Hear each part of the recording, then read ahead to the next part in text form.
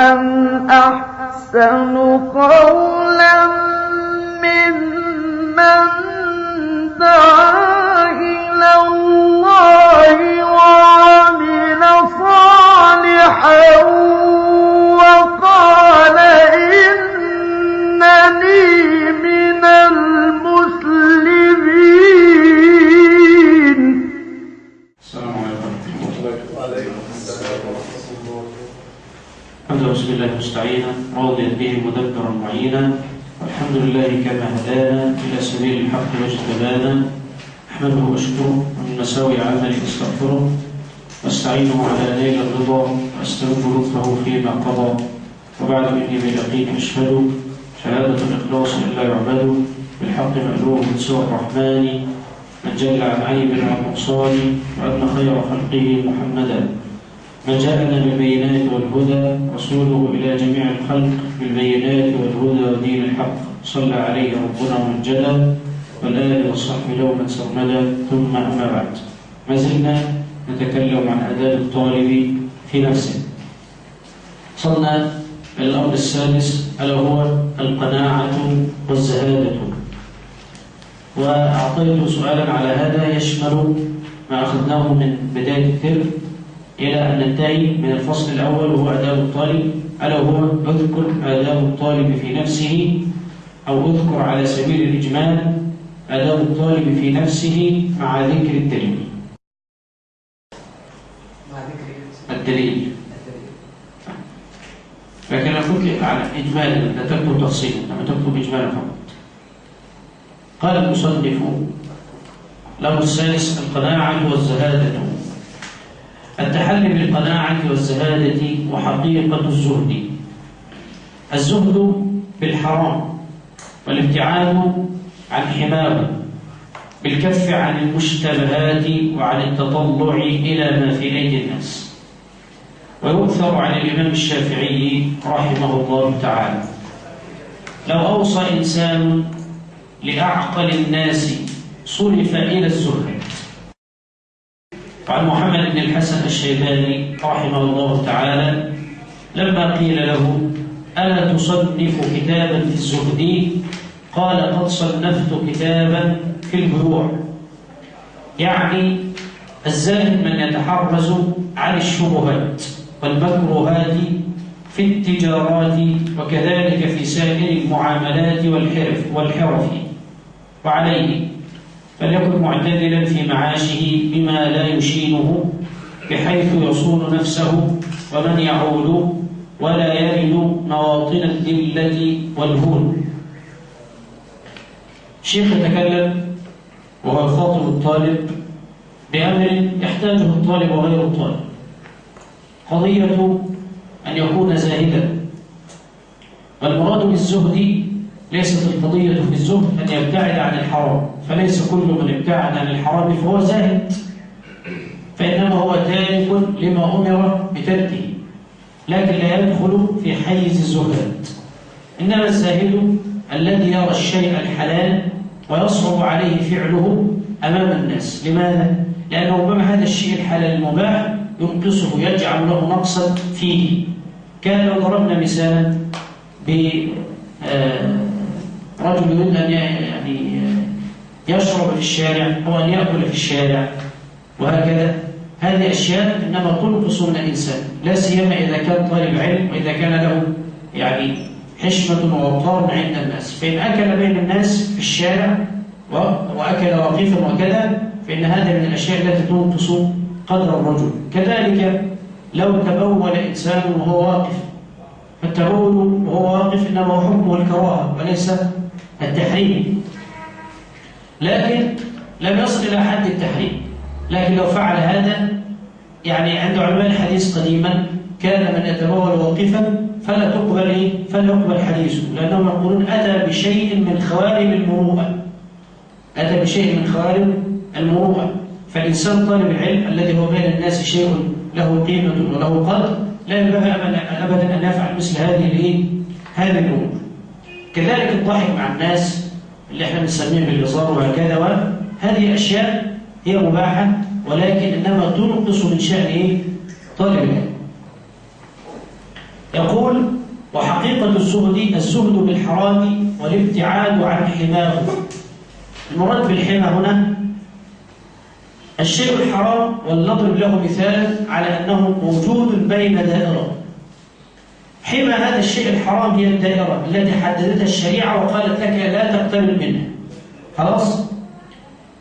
وهو حديث النبي عليه الصلاة والسلام: ألا إن حمى الله محارمه. يقول: والابتعاد عن حماه بالكف عن المشتبهات. فالقضية ليست متعلقة بالكف عن الحرام، فأنت مأمور بالكف عن الحرام. خلاص؟ إنما الطالب يجب أن يبتعد عن الشبهات. الشبهات هي شيء لا هو بالظاهر أنه حرام ولا بالظاهر أنه حلال. لماذا؟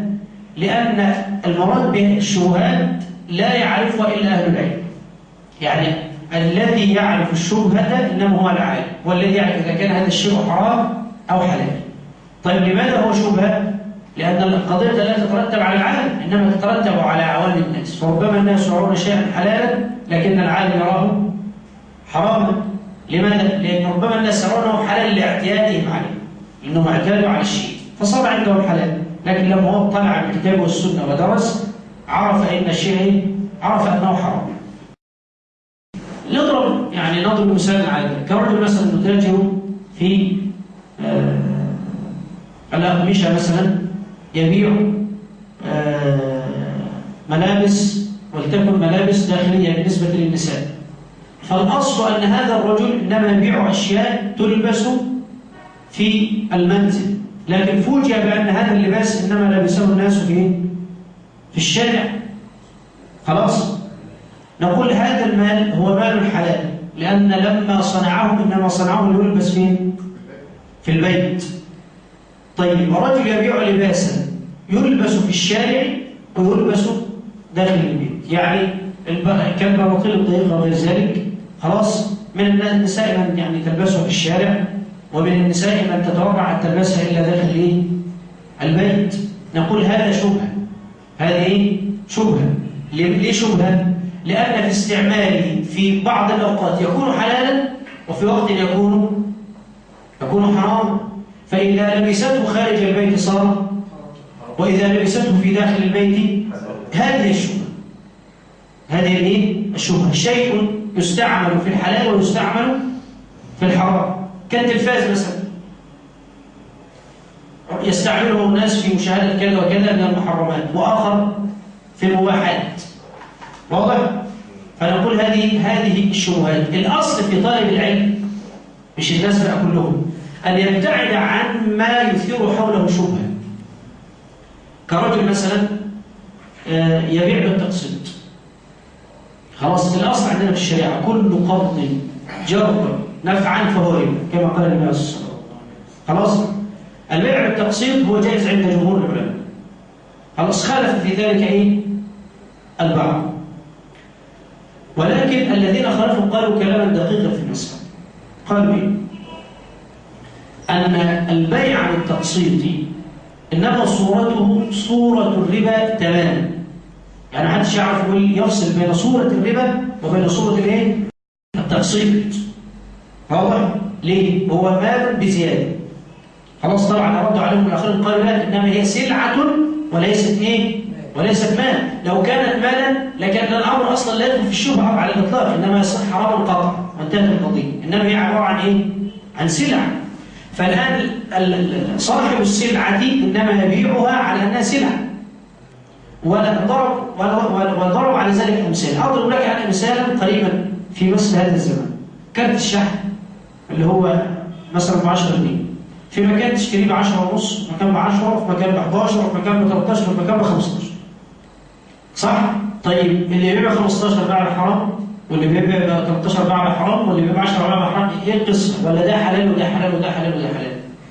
الذي يحكم هذا المكان الذي يبيع فيه. فلو كان الناس يبيعون في مكان هذا الكارت ب 15 فيجوز له ان يبيع الكارت بكام؟ 15. يبقى الذي يحدد لان الاصل عندنا في الشريعه لا يوجد تحديد. الشريعه لا يوجد لا يوجد تحديد للسعر. وده اللي هو جعل يعني فتح كبير لقضية الاقتصاد وعلماء الاقتصاد. لأن عندك علماء الاقتصاد اختلفوا هم نفسهم بقى، مش الإسلاميين، اختلفوا اختلاف شديد جدا. هل الاقتصاد هو علم وضعي محض يعني لا ينتمي للقيم ولا الأخلاق؟ طبعا هم لما عبروا علماء الاقتصاد عموما لما يقولوا لفظة القيم أو الأخلاق إنما يراد بها الإيه؟ الشريعة، يعني هو يعبرون عن الدين بالقيم. خلاص؟ ففريق قال لا، هو علم وضعي محض ليس له، لا ينتمي للأخلاق ولا القيم. ليه؟ لأنه عنده مثلا، طيب لو كان دخل الدولة يعتمد مثلا على الخمر أو على عياذا بالله على الدعارة وعلى كذا، فيقول ده ملوش علاقة بالقيم ولا بالأخلاق، دي مسائل اقتصادية بحتة، لأن كثير من الدول تعتمد دخلها على أشياء محرمة. خلاص؟ ردوا عليهم العلماء نفسهم بتوعهم. خلاص قالوا لا يمكن أبدا أن العلم الاقتصاد يخلو من القيم، ما ينفعش. والفريق الثالث شكك تشكيك تام في أن يكون علم الاقتصاد علم ايه؟ علم وضعي. لا يمكن أن يكون علم ايه؟ علم وضعي، بل هو علم متعلق بالايه؟ بالشريعة. وإلا لو كان كده لما قال الله عز وجل وأوفوا الكيل إذا كلتم؟ هذا في الاقتصاد. وتكلم عن إتمام الوزن، قال وزنوا بالقسطاس المستقيم، وأمرك بعدم الظلم في البيع والشراء، حيث قال النبي عليه الصلاة والسلام من ظلم قيد شبر قيد يوم القيامة. فكيف تخرج علم الاقتصاد من القيم وهو أصلا مبني على مثل هذه الايه؟ مثل هذه القيم. ولكن إذا لما الراجل ده باع ب 15 وده باع ب 10 وده باع ب 20، كانت المسألة في زيادة المال، يعني هو بيديله ال 10 جنيه ب 15 ولا بيديله سلعة ب 15؟ ها؟ سلعة. بيديله سلعة. واضح؟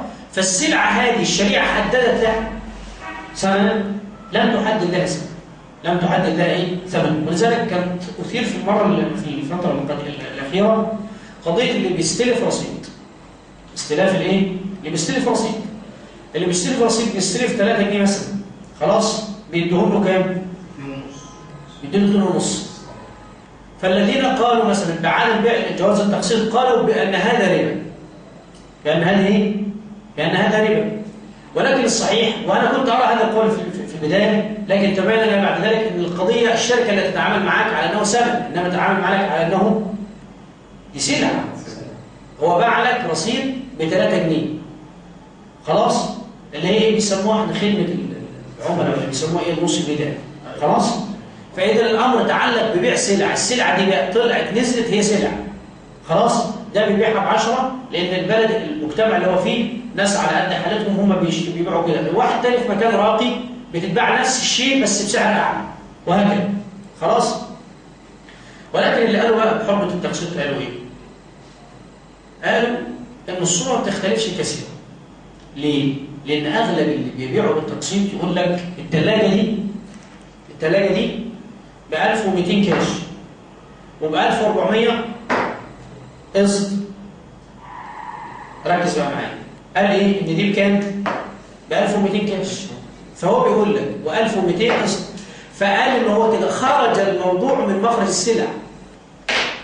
بكلام التاجر خرج منين؟ من السلع. وإن ما تكلمش التاجر يتكلم الايه؟ المشتري، فيقول له طب دي بكاش بكام؟ وقسط بايه؟ بكام؟ طب يخرج ازاي من القصه دي لو هو بيبيع؟ عشان يخرج من الشبهه دي، لانه كده هيبقى واقع في شبهه. يقول له انت تريد ان تشتري قسطا ام كاش؟ فيقول له اشتري كاش. يقول له هقول لك على سعر الكاش وما تسالنيش على سعر التقسيط. فيقول له دي كاش ب 1200. طب التقسيط بكام؟ لا انت مش هتشتري ايه؟ مش هتشتري قسط. طب احب اعرف. لا ما تعرفش. يجي له عايز يشتري، هتشتري كاش ولا قسط؟ يقول له قسط. يقول له الثلاجه دي ب 1400. يبقى هو كده بيوصف له ايه؟ سعر السلع. سعر الايه؟ السلع. يبقى كده المساله داخله فين؟ في تحديد سعر السلع. واضح الكلام؟ فانا لو عملت حاجه زي كده انا خرجت منين؟ خرجت من الشبهه. لكن لما اقول له بقسط كذا وكاش كذا، انا حطيت نفسي ايه؟ في دائره الايه؟ ان انا بتكلم على اموال وزياده الاموال. خلاص؟ فقال الفريق اللي قال بحرمه بيع التقسيط قالوا يبقى ان الاصل في جواز التقسيط ان يكون لضروره. ان يكون ايه؟ لضروره. والضروره انما يفتي بها العالم. يعني ما ينفعش انت تقول والله اصل انا العربيه اللي عندي قديمه، فوضعي ما ينفعش ان انا اركب العربيه، فانا الضروره يعني تستلزم عليا ان انا اشتري عربيه موديل جديد. خلاص، فانت كده ايه؟ انت التي تحدد ايه؟ الضروره، مش اللي بيحددها مين؟ مش بيحددها العالم. خلاص، فلا يجوز لك، انما يجب على العالم ان يحدد هو الايه؟ ان يحدد الضروره، والا يعني هيصير كل شيء بقى في البيت ضروره. خلاص، يعني من الاشياء التي هي ليست ضروره قط عند اناس تكون ضروره عند ايه؟ عند اخر. واضح؟ هناك من الناس اصلا لا تتوفر لهم وسيله المواصلات، واخر بالنسبه له السياره الخاصه ضروره. منين؟ من معرفه العالم لحال من يساله ولحال الوضع الاجتماعي اللي هو يعيش فيه، وكذا يستطيع ان يفتي له بالايه؟ بالمساله. فمهما اراد الانسان ان يشتري شيئا بتقسيط غير ذلك، عليه ايه؟ ان يتحرى ان يخرج من كثير من الشبهات التي تقع فيها، وخاصه اذا كان رجل متعلق بالعلم او بالالتزام او غير ذلك، ليه؟ حتى لا يقع في الشبهات. ولا حضرتك يعني سؤال بعد اذنك، يعني هل في الصف اللي هو التقسيط والكاش لانه كلام يعني يقول كلمه كذا ما تقولش كلمه كذا، يعني لو عايز يشتري تقسيط يقول له كذا؟ لا، نقول له علشان يخرج، لان احنا هنقول له علشان احنا هناخد بقول الجمهور، مش هناخذ بقول مين؟ تيسيرا على الناس، وما جعلكم في الدين من حرج. لاننا لو قلنا بعدم جواز التقسيط ربما يعني سيشق الامر على كثير من الناس، سيشق الامر على كثير. هناك من الناس اصلا بيشتري الملابس بالتقسيط، فسيصير الامر بالنسبه له شق جدا وصعب جدا. فاحنا سناخذ بقول الجمهور، ولكن نقول له حاول ان تخرج من الشبهه. نحن لما قلنا له انك فعلت حرام، يعني هذا الذي قدم به 1400 حرام، لما نقول له هذا، ولكن نقول له حاول ان تخرج من الشبهه، يعني الاولى والافضل. واضح؟ ففي فرق بين ان نقول له الاولى ان تفعل كذا، وبين ان نقول انت تقع في الايه؟ في الحرام. فنقول هذا بالنسبه للناس العاديين، نحن نريد ان نخرجهم من الشبهات. فالاولى بهذا ان يكون من طالب. ليست القضيه في مساله الحل والحرام، انما القضيه نقول هذا جائز بقول الجمهور، ولكن نقول هذا لماذا؟ حتى نخرجه من الشبهه فقط، يعني خوفا عليكم ان يخرج من الشبهه. يقول التحلي بالقناعه والزهاده وحقيقه الزهد، الزهد بالحرام والابتعاد عن حماه، بالكف عن المشتبهات وعن التطلع الى ما في ايدي الناس. مش كل واحد يبقى جايب حاجه انت نفسك عايز تجيبها وعايز تشتريها، ده مش طالب الايه؟ طالب العلم المفروض ان هو همه الوحيد الكتاب. همه الوحيد يا بكره اشتري كتاب ايه؟ طب نفسي اشتري مش عارف ايه، نفسي اشتري ايه؟ همه الوحيد ان هو يدور بين طريق العلم. وطبعا يذكر الاثر عن الشافعي، ويذكر ايضا الاثر عن محمد بن الحسن الشيباني لما قال له اصنف كتابا في الزهد، فقال قد صنفت كتابا في البيوع. طب ماذا يريد من هذا؟ قال الزهد من يتحرز عن الشبهات والمكروهات في التجارات. ما قالش عن الحرام، لان الحرام ده الاصل فيها اللي بتابع عنه كل الناس. واضح؟ انما اذا كان يخاطب طالب العلم فبيقول له ابتعد عن الشبهات وابتعد عن المكروهات في التجارات، وكذلك في سائر المعاملات والحرف. وعليه فليكن معتدلا في معاشه بما لا يشينه، بحيث يصون نفسه ومن يعود، ولا يرد مواطن الذلة والهون. عايز يقول ان طالب العلم اللي هو صار له مكانه بين الناس، او اللي التزم وصار يشار اليه بالبنان وهكذا، يجب عليه ان يكون معتدلا. ليه يكون معتدلا في المعاش؟ هو عارف نفسه بيجي له في الشهر كذا فيصرف على قدره ولا يزيد على ذلك. ليه؟ لانه لو زاد سيذل نفسه بين الناس، وسيطلب من فلان ومن علان وهكذا، ويصير الامر ايه؟ مدعاه لان يقولوا يعني ايه المشايخ دول يعني الدعوه بتاعتهم شغاله على ايه؟ دول عالم شحاتين. خلاص، ليه؟ بياخد من فلان وبياخد من علان. فانا بقول له لا، طالب العلم يجب ان يكون هو احرص الناس من غيره في مثل هذه المسائل. خلاص، ياكل ما ياكل في بيته لا احد يرى، ولكن لا يدل نفسه ايه؟ بين يدي الناس. وقد كان شيخنا محمد الامين الشنقيطي، طبعا الشيخ الشنقيطي اللي هو صاحب كتاب اضواء البيان اللي هو تفسير القران، اضواء البيان في تفسير القران بالقران، ده كتاب في التفسير كتاب رائع جدا مليء بالاحكام، واخذ فيه كثير من الناس الدكتوراه في مثل هذا الكتاب للشيخ الشنقيطي رحمه الله عليه. الشيخ محمد الامين الشنقيطي اضواء البيان في تفسير القران بالقران، يعني ياتي بالايه وياتي بايه اخرى ايه؟ تفسره. فان لم يجد يبحث عن سنه النبي عليه الصلاه والسلام في تفسير الايه، فان لم يجد أقوال الصحابة، وهكذا المعروف عند علماء علماء التفسير. الشنقيطي كان رجل رباني معروف عنه الزهد والورع، وكان بعيدا جدا جدا عن طرف الدنيا ومتاعها وكذا. طبعا الشيخ أبو بكر كان يقول: قد كان شيخنا محمد الأمين الشنقيطي رحمه الله تعالى متقللا من الدنيا، وقد شاهدته لا يعرف فئات العملة الورقية، يعني مش عارف بلغتنا احنا المصريين يفرق بين الجنيه والربع جنيه والكلام ده. وقد شافهني بقوله، بيقول له يعني: لقد جئت من البلاد، من شنقيط يعني، ومعي كنز قل أن يوجد عند أحد، وهو القناعة، ولو أردت المناصب لعرفت الطريق إليها. الناس كلها بتروح للعصنة عشان تطلب عليه العلم، خلاص. فأي واحد نفسه بقى يتقرب من الشيخ وكذا، الدنيا كلها يعني كلها تقرب من واحد كبير بهذا البلغ مبلغ الشنقيط رحمه الله يعني. يقول: لو أردت المناصب لعرفت الطريق إليه، ولكني لا أوثر الدنيا على الآخرة، ولا أبذل العلم لنيل المآرب الدنيوية. يعني هو يقول: أنا ما تعلمت لأجل أن أتحصل على منصب أو محمدة عند الناس أو غير ذلك، بل بالعكس، ربما كثير من الأوقات يكون العالم أصلا مضطهد وكذا. يعني شيخ الإسلام تيمية رحمه الله عليه مات وهو في السجن، مات وهو في السجن، مع أن الرجل قد زاع صيته وبلغ مبلغا لم يبلغه أحد رحمه الله يعني، خلاص. لكن كان مضطهدا وكان يسجن ويطرد، ومشروع عنه لما كان يقول يعني: إن سجنتموني فسجني إنما هو خلوة بيني وبين ربي، وإن طردتموني فطردي سياحة. يعني طلعوني بره البلاد دي بقى بتفرج على الناس التانيين وخلاص يعني. فالمسألة كلها متعلقة بقلب الإنسان نفسه. هل هو تعلم من أجل أن ينال شيئا معينا من الدنيا؟ هل هو التزم من أجل أن يقال عنه كذا؟ أو المسألة اللي احنا تكلمنا عنها في المرات الماضية. فرحمه الله تعالى رحمة واسعة.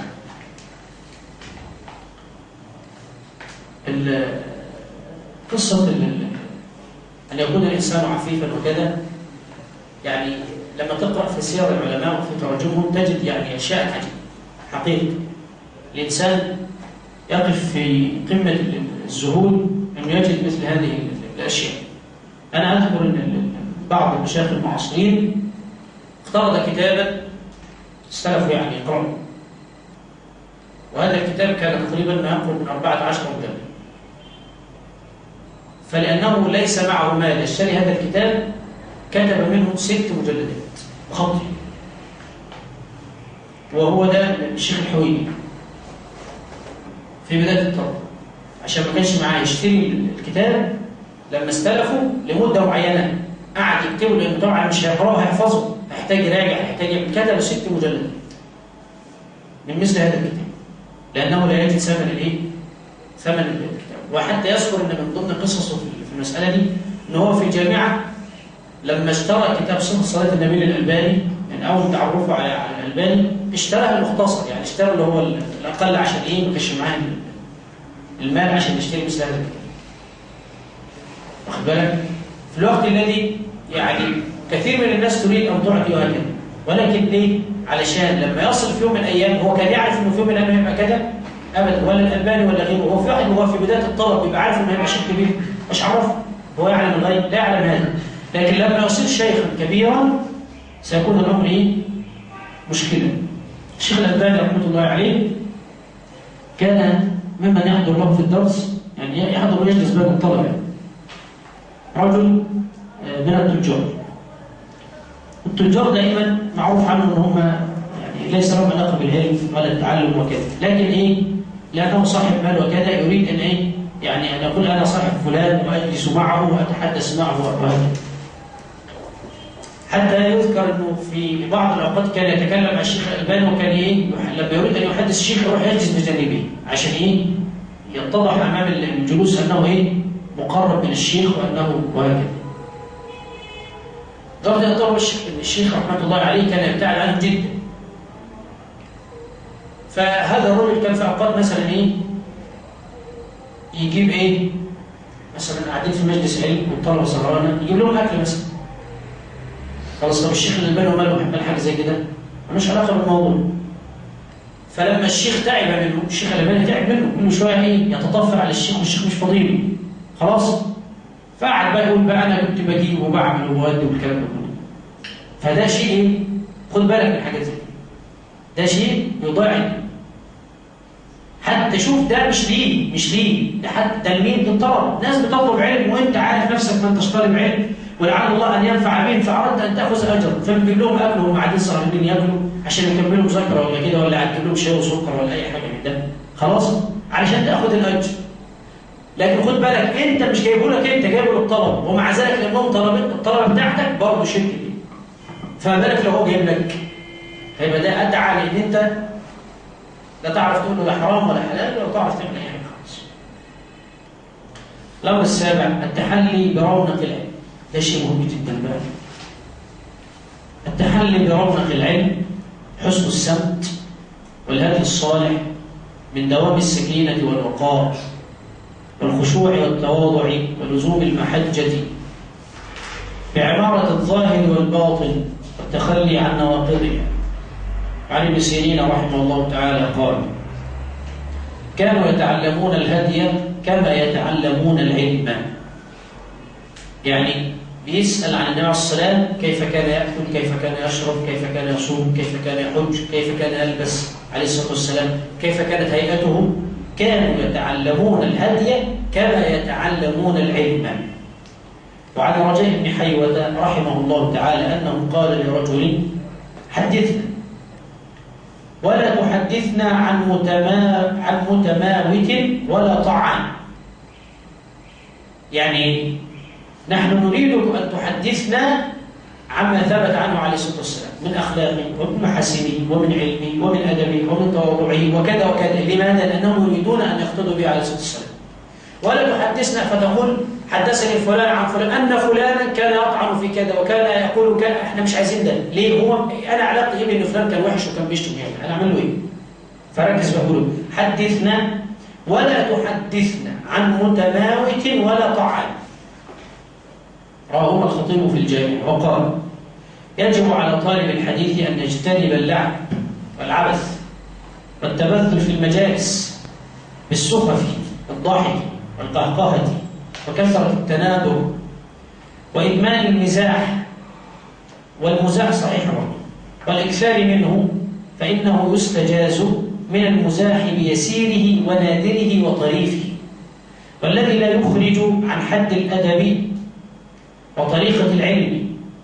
فأما متصله وفاحشه وسخيفه وما أوغر منه الصدور وجلب الشر فإنه مذموم. وكثرة المزاح والضحك يضع من القدر ويزيل المروءة.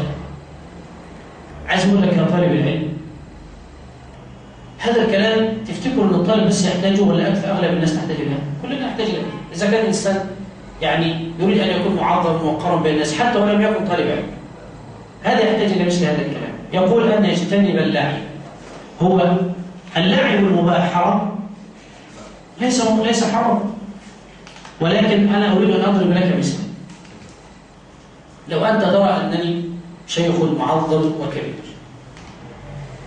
ولا تتكلم إلا إذا قلت شيخنا بارك الله فيك وكذا، ولكن هذا في مجلس العلم، وبعد أن انتهينا من مجلسنا ذهبنا إلى بعض النوادي لنلعب نلعب الكرة، فراوغتك يمينا وشمالا حتى أتيت بالكرة في الهدف. خلاص، فقلت إنها ليست صار ده مش هدف. فقال لك والله العظيم ده هدف. تقول له والله العظيم أنت كذاب، أنت ضلال، مش هدف. ففي الوقت الذي يصير الشيخ معظم مبجلا هيصير برضه فين؟ هي نفس القصة. تفتكر الوقار هيفضل موجود؟ وقارك للشيخ يظل موجود؟ مع أن الشيء ربما يفعل يصير شيء مباح، ولكن سينزل بالمكان إلى وضع يعني صحيح. ليه؟ ربما يقول سأدعو الناس، يعني أنا بروح النادي عشان ألعب معاهم الكرة كده من باب الدعوة، من باب الدعوة. خلاص؟ وهو ده لما يقول له، يعني أنا عن نفسي أرى هذه القصة، بقول له العب يا شيخ، شوط يا شيخ، اعمل مش عارف الشيخ ما ينفعش يلعب، الشيخ ما ينفعش يشوط، الشيخ ما ينفعش ينادى عليه بهذه المسائل، خلاص. ولما يفعل شيء فيقول له ما حصل ولا ما حصلش. نعم. لا وعادي، لان انا فاكر ان انا يعني كنت صغير، وكان حتى الشيخ اللي كان بيحفظنا القرآن كده واحنا صغار كان عادي، كان بياخدنا مكان وبيلعب معانا فيه. طالما عارف فالاحترام والتوقير موجود للشيخ، وربنا يبارك في جزاء. لا، في فرق بين الشيخ اللي هو كان يعني بيحفظك القرآن وانت طفل صغير، وبين الشيخ اللي هو المفروض الشيخ الذي يعلمك هذا بيظل معك طوال حياتك يعني. خلاص، كما قال عن المحبر رحمه الله عليه، يعني ايه لما وجدوه يحمل المحبرة والورق فقالوا يعني تحمل هذا، يعني خلاص انت بلغت يعني من الكبر عتيا، فقال مع المحبرة إلى المقبرة. فالإنسان يظل يطلب العلم لحد إيه؟ ما يموت، إنما مش يظل يروح عند الشيخ يحفظ عند القرآن لحد ما يموت، هو يظل يراجع مع نفسه. واضح؟ فهيبة الشيخ الذي يعلمك العلم، يعلمك الحديث، يعلمك التفسير، يعلمك باقي العلوم الشرعية، مسألة تتناهى لأبعد الحدود، وأنت تعلم في تراجم العلماء كيف كانوا يقدرون الأئمة والمشايخ وهكذا. فهذه مسائل بلا شك أنها تنزل من قدر الإيه؟ من قدر الإنسان. تحلف والله إنها جاد جون وهو يقول لك والله أنت كذاب وهكذا، فدي مسائل يعني تنقص من قدر الإنسان. يجب على طالب الحديث أن يجتنب اللعب والعبث والتبذل في المجالس بالسخف والضحك والقهقهة وكثرة التناظر. التناظر إنه هو يتعمد أن يحكي لهم حاجات ما سمعوهاش قبل كده، هذا سيضطره إلى الكذب. لو اعتاد الناس منك أنك في كل مجلس إنما تحدثهم بطرفة جديدة أو نكتة جديدة عشان تضحكهم، خلاص كل ما تيجي تقول لهم حاجة عادية يقول لك إيه؟ خلاص سمعناها. كثرة التناظر ستؤدي إلى الكذب. تقول لهم مرة واحد راح مش عارف فين وجه منين، هم عايز تجيب لهم حاجة يضحكوا عليها وهي كذب. والأصل أن النبي عليه الصلاة والسلام ما كان يمزح إلا صدقا. يعني لا يجب أبدا أن تقول قولا يضحك الناس وهو كذب. تعوش بقى تقول كم مرة واحد صعيد رايح فين وجاي منين وكل حاجة بقى تقعد إيه؟ تعملنا معاكم الجماعة الصعيدة مبهدلين. خلاص بالكذب. فلا ينبغي هذا. هذا هي لا ينبغي. نقول المزاح والضحك إنما يكون فيما هو إيه؟ حقيقة وجائز. وهذا يحدث في مواقف كثيرة، مواقف كثيرة تحدث لك تضحكك. وإن قصصت على إخوانك يضحكون. مشهد معين، ابنك الصغير عمل موقف، عمل كذا، مشاهد تحدث في الواقع تضحك الإنسان، إنما يقص أشياء كاذبة هذا لا ينبغي. وخاصة إذا كان لا رجل إيه؟ متعلم بالعلم أو طالب الحديث، خصوصا لطالب الحديث بالذات المفروض إن هو إيه؟ لا يتلفظ لفظ إلا إذا تتأكد أنها إيه؟ قد قيلت. قد إيه؟ قد قيلت، مش عمال شغال. ده ما ينفعش يبقى طالب حديث، لأن طالب الحديث أصلا شغلانته إيه؟ قاعد يتكلم في الصحيح والضعيف وما ثبت وما لم يثبت عن النبي عليه الصلاة والسلام. فيبقى هو أحرى أن يتعلم من هذا. أن نتعلم إيه؟ أن نتعلم من هذا. وقضية الأمر ده كما كان يسأل حذيفة بن اليمان رضي الله عنه، قال كان الناس يسألون الرسول صلى الله عليه وسلم عن الخير وكنت أسأله عن الشر مخافة أن يدركه. يبقى يسألونه عن الخير لأن ده الطبيعي عند الناس. الناس دايما تسأل عن إيه؟ تسأل عن الخير. خلاص؟ إنما هل يسألون عن الشر؟ يقول لك إحنا ما الشر يقع ولا ما يقعش. طالما ما وقعش إيه؟ نريح أنفسنا منه. خلاص؟ فكانوا يسألونه عليه الصلاة والسلام عن الخير، لكن حذيفة إنما يسأله عن الشر. ومن الحديث ده أصلا اتخذت قاعدة الاهتمام بمسألة التصحيح والتضعيف عند علماء الحديث من الحديث ده. ليه؟ أنني أعرف الضعيف للاجتناب، لأنني أعلم أن هذا لا يثبت عن النبي عليه الصلاة والسلام، فما بقاش أنا مكلف به، يعني لا يترتب عليه حكم شرعي. خلاص، وخاصة يتعلق بمسائل الطلاق والنكاح وغيرها وكذا، ربما أطلق والحديث ثابت عن النبي عليه الصلاة والسلام بشيء من هذا القبيل. فمسألة التصحيح والتضعيف إنما أخذت من مثل هذا القول من قول حذيفة بن اليمان رضي الله عنه.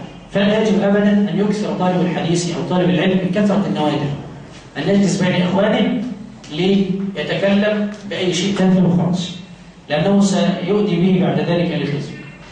يقول وإدمان المزاح والإكثار منه ده يخليك إيه؟ تحب بقى أنك كل ما تقعد في المجلس عايز تهزر وعايز تضحك وعايز تعمل كلام. فإنما يستجاز من المزاح بيسير ونادره وطريفه. ان انت ايه لما تضحك لم تنهك الشريعه عن هذا، انما يكون شيء قليل يسير خلاص، يكون شيء ان كان نادرا لا باس به، لكن ان يكون ايه معروف بالضبط الشرعي، اللي هو ان يكون صحيحا، ليس كاذبا، ليس كاذبا. كمان في المساله دي نقطه مهمه، ان انت شوف بقى في بعض الاوقات تستخدم انت كداعيه ذكائك فتقع من حيث اردت ان تنبه الناس منه، فتقول ويحكى ويقال وهذا كلام باطل ولا يجوز، وبعد ما تقول يعني انت بتعمل مقدمه يعني ان الكلام اللي انا هقوله ده باطل ولا يجوز، لكن انت بتبحث عن شيء في الدرس مثلا تضحك الناس به، لكن لعلمك انك ما ستقول هذا تعلم انه انما هي حكايه تقال بين الناس وليست حقيقه، لكن كلما قيلت يضحك الناس عليها، فاردت ان يعني يطفو على الدرس شيء من البهجه والسرور، فتقول ويحكى ويقال هذا باطل ولا يجوز، ان رجلا فعل كذا كذا كذا كذا، والناس تبدا تضحك بالكلام ده، فبعد الناس ما تضحك وانت وصلت الى مرادك، تقول مع اننا نقر بان هذه باطل ولا يجوز، لا يجوز الا ان نحدث صدق، فنقول وقعت فيما اردت ان تحذر الناس منه، فانتبه لهذا، ما يبقاش الذكاء يوصل لدرجه انك تقع في مثل هذا. يقول طبعا لما نتكلم عن القرخاء هي الضحك بصوت مرتفع، طبعا هي باجماع العلماء تبطل الصلاه، تبطل الصلاه، الا خلف في ذلك الاحناف فقالوا تبطل الوضوء وتبطل الصلاه، تبطل الوضوء وتبطل الصلاه، وان كان يعني قول الاحناف في المساله يعني ادعى للتاديب، الانسان يقف بين يدي ربه عز وجل فيجب ان يكون مؤدبا، فلما يعرف انه لما يدين الله بقول الاحناف فيعرف انه لما يضحك لسه يروح يتوضا، وسلام بقى لما يكون مثلا في الحرم عشان يروح يتوضا يقعد له ساعه ويرجع والزحمه الكلام ده كله، ده لازم يتعلم الادب، يقف وهو بيعيط يستعد كده للبكاء عشان ما يضحكش. واضح؟ يقول والذي لا يخرج عن حد الادب وطريقه العلم، ليه؟ هو اغلب العلماء على فكره في حديث المحدثين عموما تضحك لهم طرف يعني، لكن الطرف الواقعيه الحقيقه، يعني لما الاعمش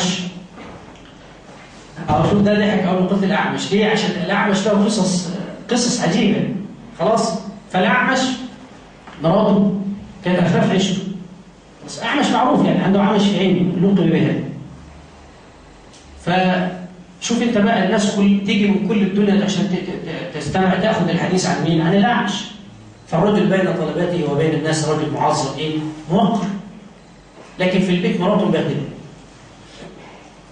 فأراد أن يري زوجته مكانته، قال لها تعالي المسجد فيه رجل شيخ مهاب تأتيه الناس من كل مكان يحدثهم عن النبي عليه الصلاة والسلام، كل واحد بقى يقول له شيخنا، وكل واحد مستني ياخذ منه حديث واحد بس. فذهبت واستمعت إلى مجلس العلم وهي لا تعرف أنه هو، فعاد فقال لها ما قولك؟ شفت الشيخ ومهبته ومكانته كده؟ قالت رأيت، قال إنه أنا، قالت خيابك الله، إنهم جميعا سكوت إلا أنت تجلس وتتحدث، يعني عايز تقول له لغتنا احنا كل الناس ساكتة مفيش إلا أنت طالع حسك، يبقى هي برضه خلاص. فأراد فذهب لطلابه، أراد يعني إنهم يقولوا له يعني تمدحني عند زوجتي كده، يعني يقولوا له يعني تعالوا قدام الباب وقعدوا وكلموا مراتي، يعني يقولوا لها ان ده شيخنا الشيخ العظيم المبجل العالم الجليل كذا.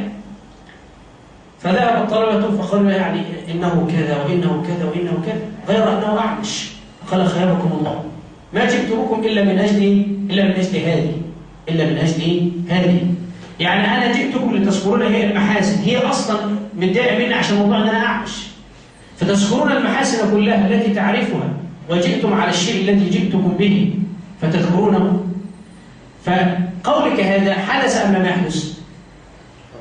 حدث. نحدث كذبا في مثل هذا؟ لا نحدث كذبا خلاص. فطالب الحديث يستطيع أن يحدث الناس وأن يضحك الناس، وقصصه بقى طويلة، مش عايز أخش في القصة دي عشان خاصة يعني شيخنا الحويني لما بيخش في الباب ده ما بيعرفش يسيبه، بيفضل يتكلم عنه وبيفضل لحد ما يخلص المحاضرة في الباب زي كده. خلاص؟ فيجب عليك إذا كنت طالب علم متعلم بالعلم الشرعي قال الله وقال رسوله أن يكون قدوتك النبي صلى الله عليه وسلم، أنه عشان كان لا يمزح إلا صدقا، فيجب أن تلتزم به. يجب أن تلتزم به. يقول فأما متصله وفاحشه وسخيفه وما أوغر منه الصدور وجلب الشر فإنه مذموم. لأن أغلب الجلسات اللي تكون كهذه لا يمكن أبدا أن تخلو من غيبة. لا يمكن أن تخلو من غيبة. وكثرة المزاح والضحك يضع من القدر ويزيل المروءة. فقد قيل من أكثر من شيء عرف به. ليه؟ يقول لك أنا بحب أسمع الشيخ فلاني ده عشان بيضحك. علشان إيه؟ بيضحك. تخيل بقى لما يصير شيء لا يسمع إلا من أجل أنه يضحك الناس. يبقى في مكانة الشيخ. مفيش مكانة خالص الشيخ. ضاعت مروءة الشيخ ومهابة الشيخ. تجنب هاتيك السقطات في مجالستك ومحادثتك. وبعض من يجهل يظن أن التبسط في هذا أريحية. يقول يعني أنا لما يا جماعة إيه عشان بس نعرف ندعو الناس وناخد وندي معاهم ونبقى زينا زي بعض عشان يقبلوا الدعوة. لا، الشريعة لم تأمر كده. إنما أنت تخالف الدعوة وتخالف الشريعة من أجل أن تصل إلى الناس، أنت لم تكلم بهذا. بعضهم إذا أتيت تكلمهم في الموضوع يعني محض من قبل أن تبدأ مثلا بمزاح طويل أو حاجة. مزاح، احنا قلنا المزاح لا بأس أن يكون يسيرا خفيفا حقا. إنما أن يكون مجلسك أصلا إذا رأوك تبسموا وهكذا من أجل أنك تضحكهم ده شيء يعني شيء صعب. قل عن الأحنف بن قيس قال جنبوا مجالسنا ذكر النساء والطعام.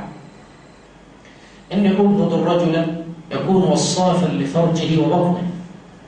شهوة البطن والفرج معروف هي التي تسببت في أول جريمة وقعت فيه الأرض، جريمة القتل لما قتل قابيل هابيل. خلاص؟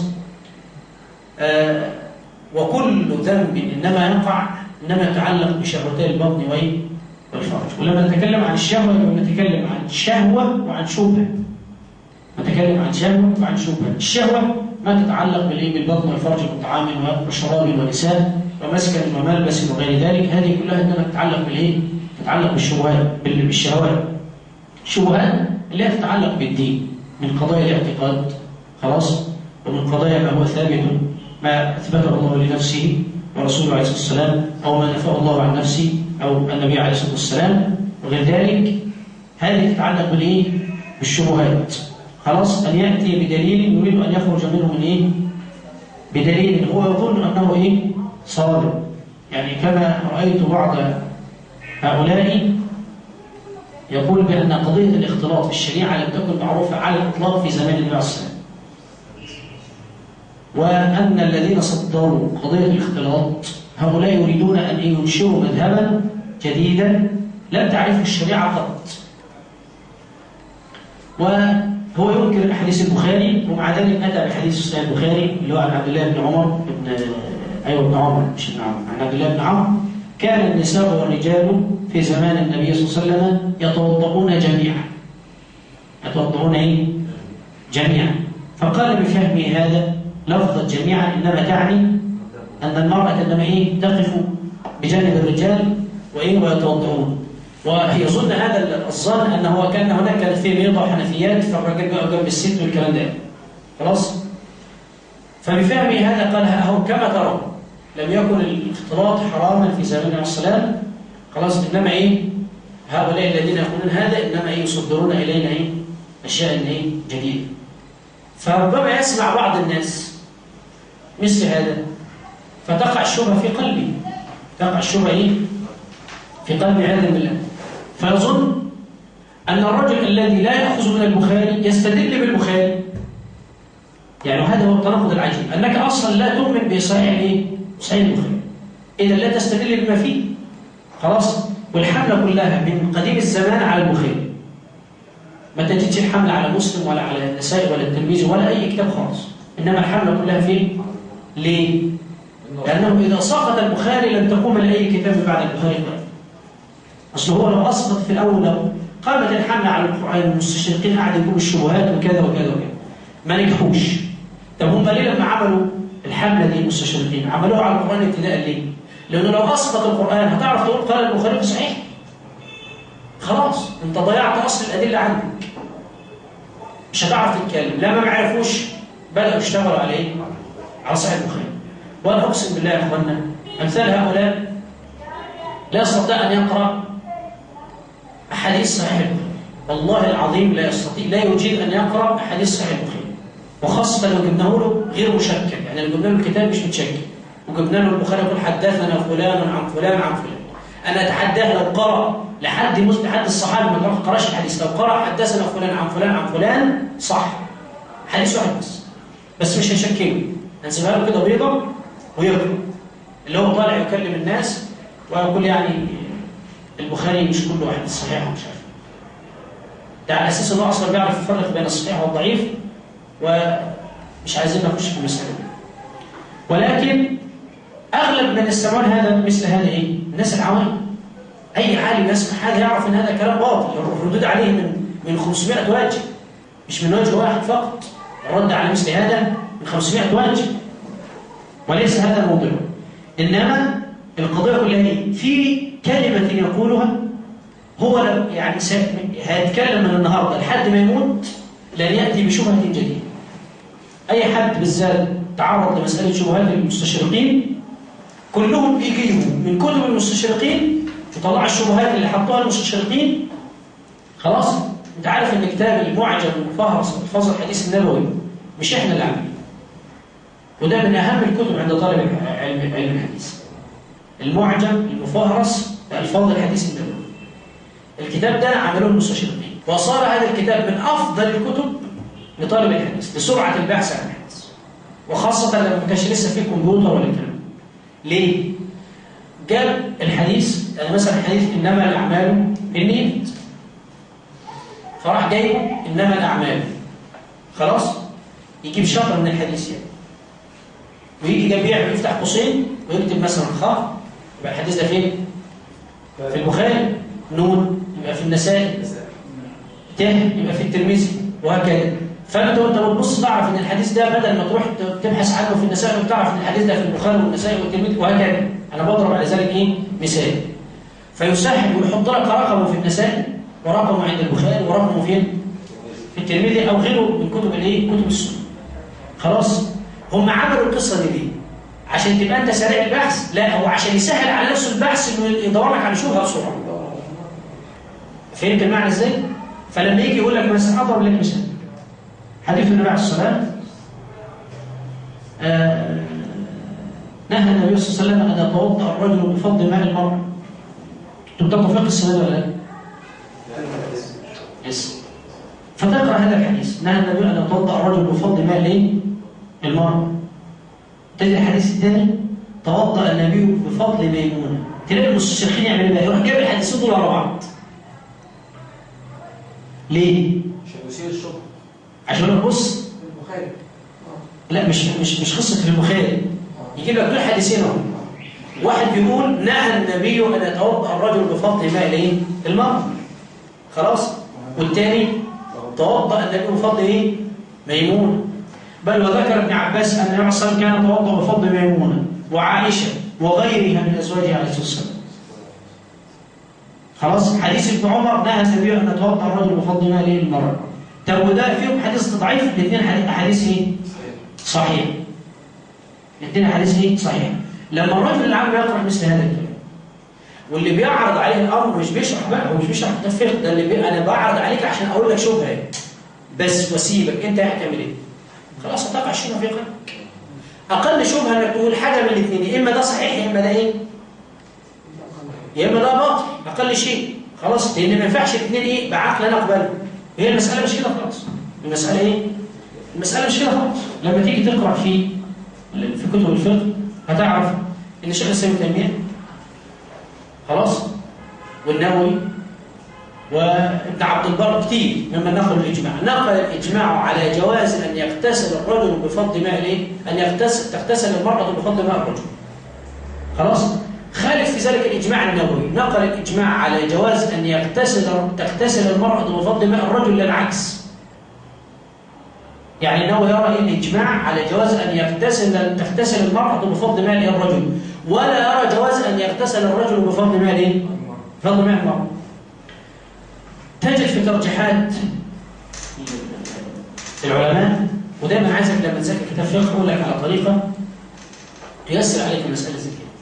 تعمل ايه؟ تجيب كتاب فقه من الكتب اللي هي لسه مبتدئه زي كتاب الفقه الميسر او منار السبيل او غيره. خلاص، وان كان الفقه الميسر يعتبر للطالب ايسر شويه. يعمل ايه؟ يروح جايب ترجيح شيخ من العلم. يجيب ايه؟ ترجيح. يجيب مثلا كتاب ايه؟ موسوعه الاجماع لابن تيميه.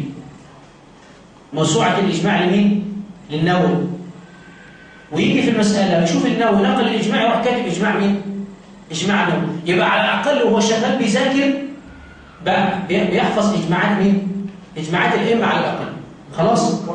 من نقله لو ما لقاش إجماع هيعمل إيه؟ في حاجة اسمها ترجيحات.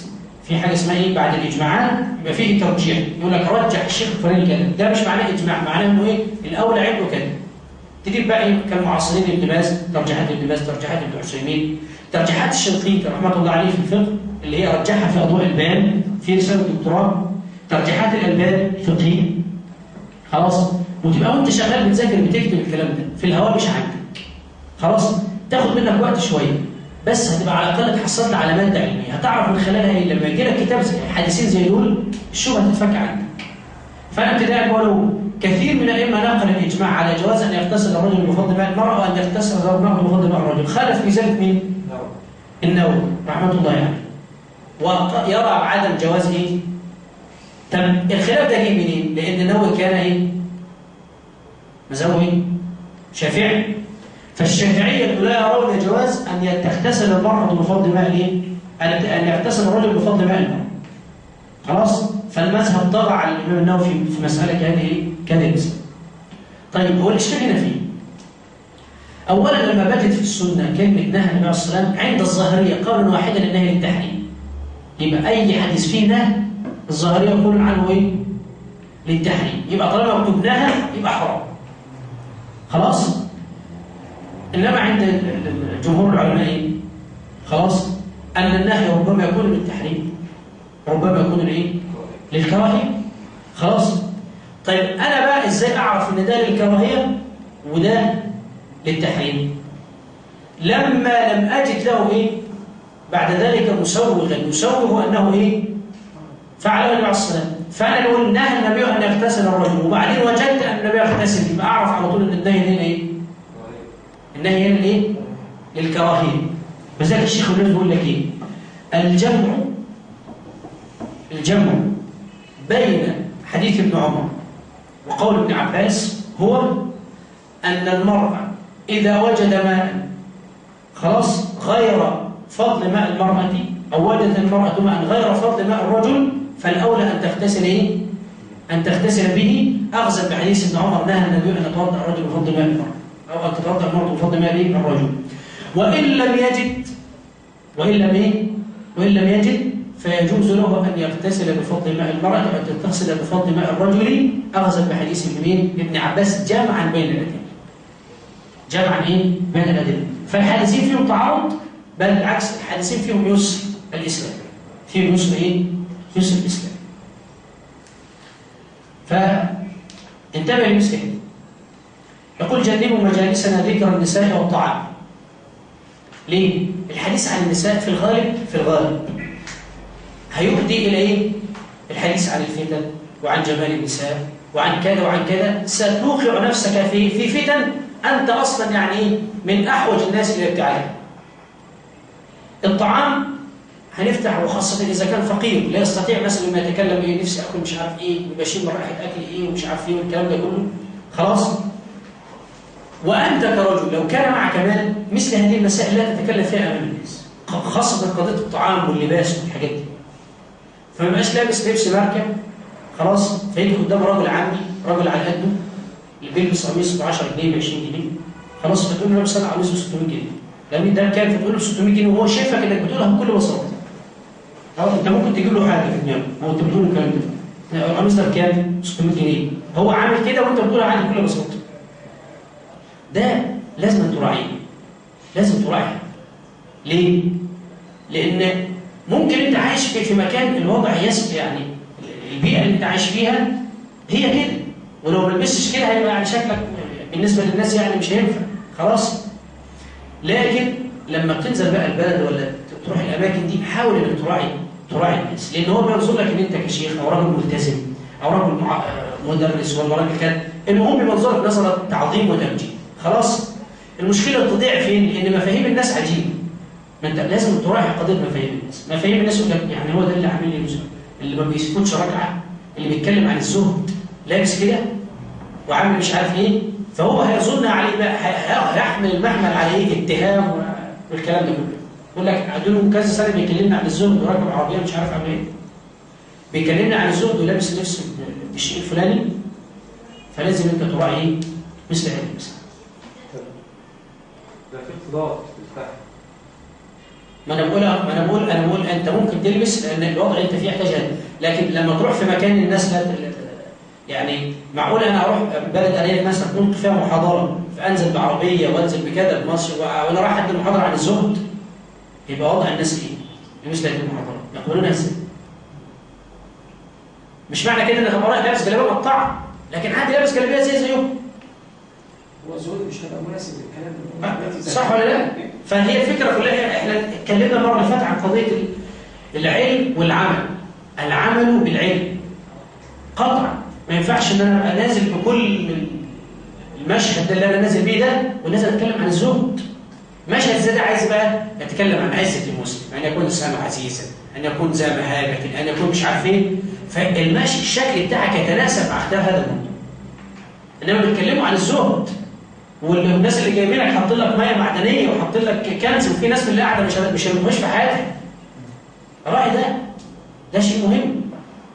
انا اعلم ان في بعض المشايخ ربما يجلس ما يرضاش يشرب ميه حتى. الميه نفسها ما يرضاش يشربها، ليه؟ مراعاه لحال الناس. وهو الشيخ في بيته وبياكل ويشرب الدنيا 100 100، بس ايه؟ القضيه لان انت خلاص انت مش وحدك، الداعيه ده مش عايش وحدك. ويصير الناس يحكمون عليك. ولذلك بقول لك في بدايه حياتك ممكن انت تقول ايه؟ هو انا في كلام هبقى شيخ وهبقى كذا، لا انتبه لانك ربما هيفتكر لك بقى اللي انت فيه في الايام دي. فتركز لمثل هذه الامور. خلاص؟ يقول جنبوا مجالسنا ذكر النساء والطعام ان يبغض الرجل يكون وصافا لفرجه وبطنه، نسال الله العفو والعافيه. وفي كتاب المحدث الملهم امير المؤمنين عمر بن الخطاب رضي الله عنه في القضاء: ومن تزين بما ليس فيه شانه الله. يعني انت تقعد تتحدث عن الزهد وانت كلما قدم لك طعام في بيتك تقول لماذا لم تصنعوا لنا كذا؟ لماذا لم تصنعوا لنا كذا؟ شوف، من تزين بما ليس فيه شانه الله. يقول وانظر، هو بيحيي لك يعني لشرح ابن القيم مثل هذا الايه؟ هذا الكلام ذكر ابن القيم فين؟ في اعلام الموقعين. ده كتاب في اصول الفقه، كتاب اعلام الموقعين، كتاب في اصول الفقه لابن القيم رحمه الله عليه. لكن افضل طبع فيه طبع مؤسسه الرساله لتحقيق شعيب الارناؤوط، لانه ايه؟ دي افضل طبعه حققها وظبطها. انما بقى الطبعات ايه؟ مضغوطه وبتاع ما تتذاكرش يعني، خاصه لما الامر يتعلق باصول الفقه اللي محتاج طبعه كويسه عشان تعرف تذاكر وتحط هوامش. كتاب الوجيز بتاع عبد الكريم زيدان. نعم ماله؟ يعني برضه يعني جيد ولا؟ كتاب الوجيز زين، لكن نحتاج للشيخ لان في بعض التعريفات عليها مؤاخذات. في بعض التعريفات عليها ايه؟ عليها مؤاخذات، وفي بعض التعريفات قال فيها بأقوال الأشاعرة، وخاصة لأن أغلب من ألف في أصول الفقه أشاعرة. من أغلب من تكلم في أصول الفقه المتكلمون. خلاص؟ فيغلب على الدكتور عبد الكريم زيدان إيه؟ هذا الجانب. يغلب عليه هذا الجانب. فهذا الكتاب لو أخذته مع شيخ كان أولى، يقول لي مثلا التعريف الأولى كذا. فلو كان شرح أصول من علم الأصول ابن عثيمين يكون أولى وأفضل. الشيخ بيتقيد بتعريفات أهل السنة والجماعة.